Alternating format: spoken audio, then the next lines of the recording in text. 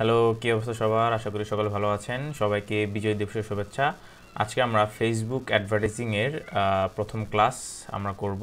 আমরা আসলে দেখব যে ফেসবুকে কীভাবে অ্যাড দিতে হয় এবং ফেসবুকের অ্যাডসের আদি অন্ত আমরা আজকে দেখার চেষ্টা করব। আজকে যেহেতু প্রথম ক্লাস, আজকে আমরা বেশি কিছু করব না। আজকে আমরা হচ্ছে ফেসবুক কীভাবে অ্যাড দেয় এবং হচ্ছে যে ফেসবুকের কতভাবে অ্যাড দেওয়া যায় ফেসবুকে, সেই বিষয়গুলো নিয়ে আলোচনা করব। আমরা প্রথমে দেখে নিই ফেসবুকে আসলে এই অ্যাডসটা আমরা কেন দেই। আসলে হচ্ছে যে ফেসবুক যেহেতু একটা অনেক বড় একটা সোশ্যাল মিডিয়া এবং ফেসবুকে প্রচুর পরিমাণে আপনাদের টার্গেটেড অডিয়েন্স থাকতে পারে, আপনারা যে নিশ বা যে প্রোডাক্ট নিয়ে কাজ করতেছেন। সো ফেসবুকে যদি আপনার টার্গেটেড অডিয়েন্স থেকে থাকে, অবশ্যই টার্গেটেড অডিয়েন্সের জন্য আপনি আগে রিসার্চ করে নেবেন যে আপনার অডিয়েন্সটা আসলে কোথায় থাকে। তারা হচ্ছে যে তারা কি আসলে আপনার প্রোডাক্টটা বেশি বেশি সার্চ করে কিনতে পছন্দ করে কিনা, অথবা হচ্ছে যে বিভিন্ন সোশ্যাল অ্যাডসের মাধ্যমে তারা আপনার প্রোডাক্টটা নিয়ে থাকে কিনা, এটা আপনাকে আগে জানতে হবে। সো যদি আপনার অডিয়েন্স ফেসবুকে থেকে থাকে, তাহলে ফেসবুকে কীভাবে অ্যাড দিবেন সেটা আমরা দেখব। ফেসবুকে আসলে সাধারণত আমরা আসলে অ্যাড প্লেসমেন্টের জন্য আমরা দুইটা জায়গা সচরাচর দেখতে পাই। একটি হচ্ছে যে আপনার এইখানে দেখতে পাচ্ছেন স্পন্সর লেখা আছে, এখানে দুইটা অ্যাডস দেওয়া আছে, এইভাবে আপনার অ্যাডস দেখায়।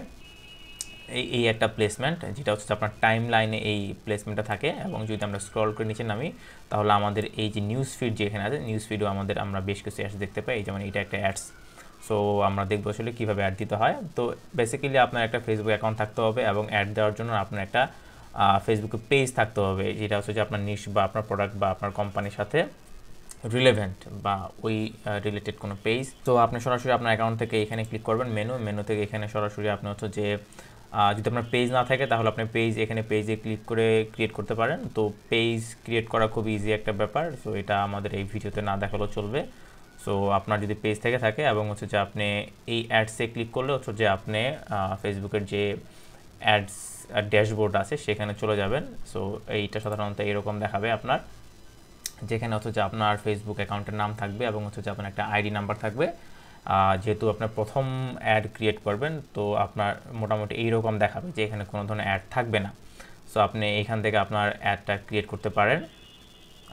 সো হচ্ছে যে আমরা হচ্ছে যে এই অ্যাকাউন্ট না, আরেকটা অ্যাকাউন্ট থেকে হচ্ছে যে আমরা কীভাবে অ্যাড ক্রিয়েট করবো সেটা দেখবো। সেই অ্যাকাউন্টে বেশ কিছু অ্যাড অলরেডি ক্রিয়েট করা আছে। সো আমরা হচ্ছে যে এই অ্যাকাউন্টটা আমরা দেখব। এই অ্যাকাউন্টে আমরা বেশ কিছু অ্যাড দেখতে পাচ্ছি।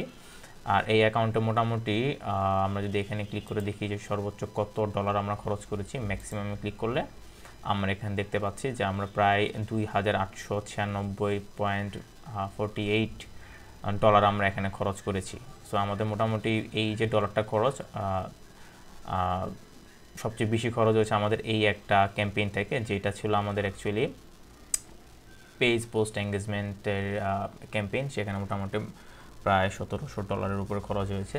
তো যাই হোক, সো আপনার এইগুলো এমন দেখাবে না, আপনার অ্যাকাউন্টটা দেখাবে সাধারণত এইরকম। সেহেতু আমি দুইটা অ্যাকাউন্ট খুলছি, যেটা আপনারা বুঝতে পারেন কোন অ্যাকাউন্ট থেকে আপনার, যখন আপনি অ্যাকচুয়ালি ফেসবুকের অ্যাডস অ্যাকাউন্ট খুলবেন তখন সাধারণত এরকম দেখাবে।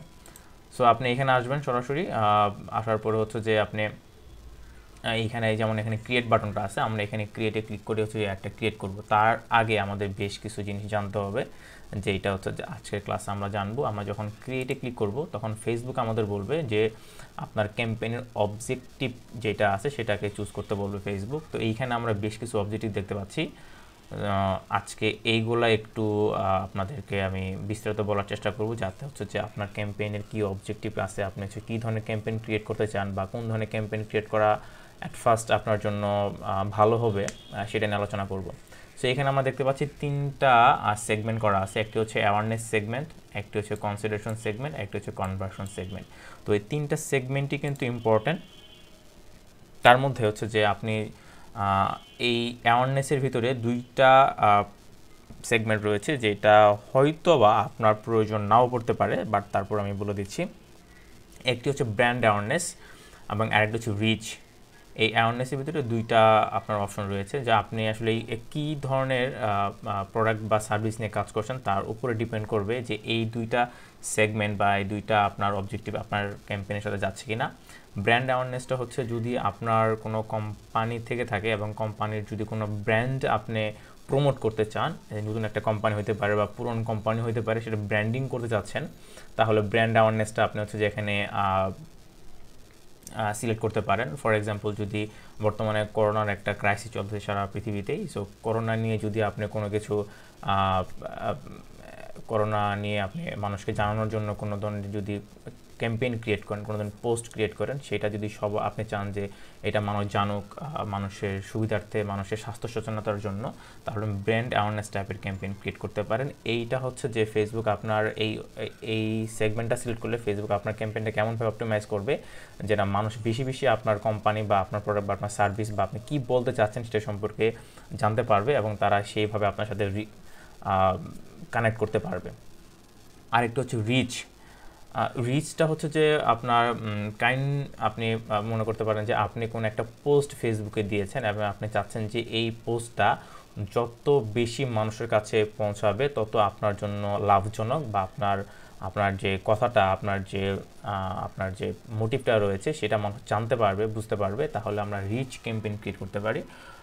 এইটার সাথে হচ্ছে যে আপনি বিভিন্ন ধরনের প্যান্ডামিক বা বিভিন্ন ধরনের সোশ্যাল কজ নিয়ে আপনি হচ্ছে ক্যাম্পেইন ক্রিয়েট করতে পারেন, বা আপনার ধরেন হচ্ছে যে কোনো ধরনের সেলিব্রিটি টাইপের পাবলিক পোস্ট হইতে পারে বা কোনো ধরনের অ্যানাউন্সমেন্ট হইতে পারে, যেটা কোনো একটা কাজ আপনি ফিউচারে করতে চাচ্ছেন, সেটা আগে থেকে অ্যানাউন্সমেন্ট দিয়ে রাখতে, যে মানুষ বেশি বেশি জানুক এইটা সম্পর্কে, রিচ করুক মানুষের কাছে বেশি, তাহলে হচ্ছে যে এই ধরনের ক্যাম্পেইন ক্রিয়েট করতে পারবেন। সাধারণত এই দুইটা প্রয়োজন হয় না, বাট যদি আপনি কোনো ক্লায়েন্টের কাজ করেন এবং ক্লায়েন্টের যদি এই ধরনের কোনো রিকোয়ারমেন্ট থাকে, তাতে যদি ব্র্যান্ড অ্যাওয়ারনেস টাইপের ক্যাম্পেইন ক্রিয়েট করতে চায়, তাহলে আপনি এখানে ক্লিক করে কাজটা করতে পারেন। অথবা যদি ক্লায়েন্ট চাচ্ছে যে তার ফেসবুকের পোস্টটা বা তার ফেসবুকের যে একটা ভিডিও থাকতে পারে, পোস্ট থাকতে পারে বা যে কোনো কিছুই, সেটা বেশি মানুষের কাছে, সর্বোচ্চ মানুষের কাছে পৌঁছে যাক, তাহলে আপনি রিচ ক্যাম্পেইনটা ক্রিয়েট করতে পারেন। এরপরে আসি হচ্ছে যে পরবর্তী সেগমেন্টেশন, সেটা হচ্ছে কনসিডারেশনের এখানে আমরা বেশ কয়েকটা দেখতে পাচ্ছি। সো একে একে প্রত্যেকটাতেই আমরা কথা বলবো। প্রথমে হচ্ছে ট্রাফিকটা হচ্ছে সাধারণত যে আপনার কোনো একটা ওয়েবসাইট রয়েছে, আপনার বা কোনো একটা ল্যান্ডিং পেজ রয়েছে, আপনি চাচ্ছেন ফেসবুক থেকে আপনার ওয়েবসাইটে বা ল্যান্ডিং পেজে আপনি ট্রাফিক নিয়ে যাবেন, ভিজিটর নিয়ে যাবেন, তাহলে হচ্ছে যে আপনি এই ট্রাফিকটা আপনি ক্লিক করতে পারেন এবং ট্রাফিক অবজেক্টিভে আপনি ক্যাম্পেইনটা সেট করতে পারেন, যেটা আপনার হচ্ছে প্রায় 80% ফেসবুক প্রমোশনের ক্ষেত্রে ইউজ করা হয় ট্রাফিকটা। এটা খুব পপুলার এবং হচ্ছে যে এটা আমরা হচ্ছে যে পরবর্তীতে শিখবো যে এই ট্রাফিক ক্যাম্পেইনটা কীভাবে ক্রিয়েট করতে হয়। এর পরবর্তী ক্যাম্পেইনের অবজেক্টিভ রয়েছে এঙ্গেজমেন্ট। আপনি যদি চান যে আপনার ফেসবুক পোস্টে সেটাতে বেশি বেশি মানুষ লাইক, কমেন্ট, শেয়ার করবে, তাহলে আপনি এঙ্গেজমেন্ট টাইপের পোস্টটা ক্রিয়েট করতে পারেন। এতে করে ফেসবুক আপনার ক্যাম্পেইনটাকে এমনভাবে মডিফাই করবে যাতে করে সে বেশি বেশি লাইক, কমেন্ট, শেয়ার পেয়ে যায় আপনার পোস্টটা।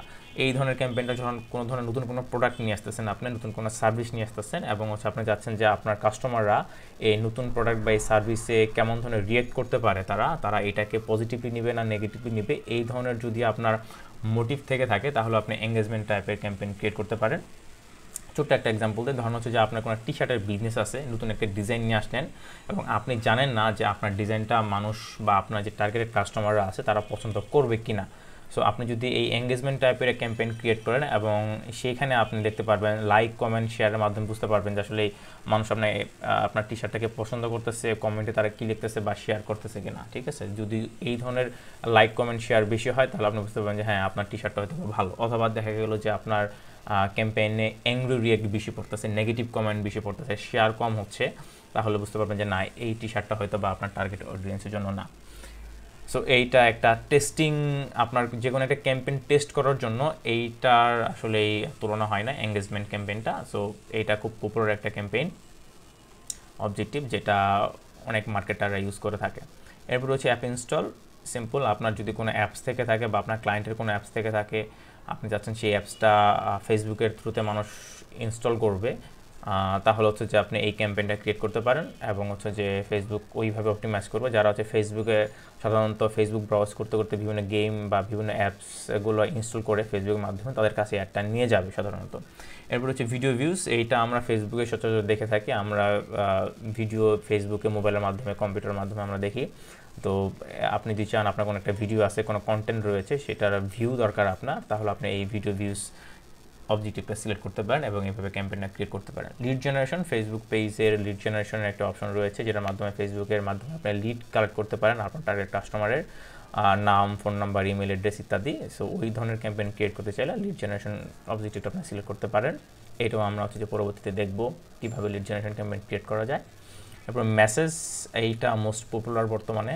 আপনার যদি কোনো প্রোডাক্ট থেকে থাকে যেটা আপনি সেল করতে চাচ্ছেন ফেসবুক থ্রুতে, আপনি মেসেজ টাইপের ক্যাম্পেইন ক্রিয়েট করতে পারেন। এতে করে ফেসবুক আপনার ক্যাম্পেইনটাকে মেসেজ অবজেক্টিভকে আপনার হচ্ছে যে অপটিমাইজ করবে। এতে করে হচ্ছে যে আপনার কাস্টমাররা টু বি কাস্টমার, যারা কাস্টমার হতে পারে, তারা বেশি বেশি আপনাকে মেসেজ করবে এবং এই প্রতি মেসেজের জন্য হচ্ছে যে আপনার এখানে মোটামুটি একটা টাকা তারা ফেসবুক কেটে নেবে। তো এই ধরনের ক্যাম্পেইন এইখানে রয়েছে আমার। এইখানে আপনারা দেখতে পাচ্ছেন বিসিবি মেসেজ ক্যাম্প 1। এইখানে হচ্ছে যে প্রায় আমাদের $199 আমরা খরচ করেছি প্রত্যেকটা মেসেজের জন্য। আমরা এখানে মেসেজ ক্যাম্পেইন ক্রিয়েট করেছিলাম, সেটাও আমি আপনাদের দেখাবো।